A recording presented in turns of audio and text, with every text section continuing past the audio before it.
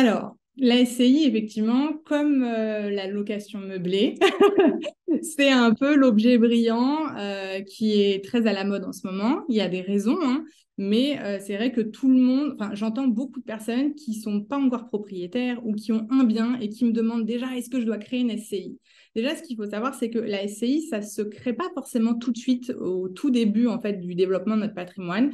Généralement, et je dis bien généralement parce qu'il y a toujours des exceptions, on crée une SCI une fois qu'on a déjà quelques biens immobiliers, on crée une SCI pour transmettre plus facilement son patrimoine, on crée une SCI parce qu'on veut investir à plusieurs et qu'on veut avoir un cadre juridique, on crée une SCI quand on a une imposition à l'impôt sur le revenu qui est très forte et qu'on voudrait essayer de la réduire un peu, donc on va essayer de passer par le biais d'une SCI. Donc voilà, il y a plusieurs raisons pour lesquelles on peut créer une SCI, mais ce n'est pas adapté à tous les profils, encore une fois.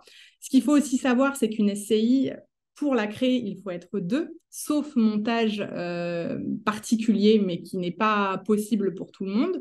Donc déjà, toutes les personnes qui veulent investir seules en SCI, bah, ça ne va pas être possible. Et puis, la SCI, c'est quand même une société. Donc, qui dit société dit rédaction de statuts. Donc, les statuts, ce sont des tags, enfin, c'est le cadre juridique en fait de la société qui va dicter comment doivent être prises les décisions, comment en fait va s'organiser cette société. Et les statuts, bah, soit tu peux les écrire tout seul, sauf que quand tu n'es pas dans la partie, il vaut mieux quand même confier ça à un professionnel. Souvent, on le confie à un avocat. Mais qui dit confier ça à un avocat dit que forcément ça coûte de l'argent. Il va falloir aussi nommer un gérant. Il va falloir faire de la publicité sur les annonces légales pour montrer en fait que tu as créé cette société. Il y a quand même tout un process administratif qui est quand même bien plus lourd que d'acheter en nom propre, donc d'acheter directement sans passer par le biais d'une société.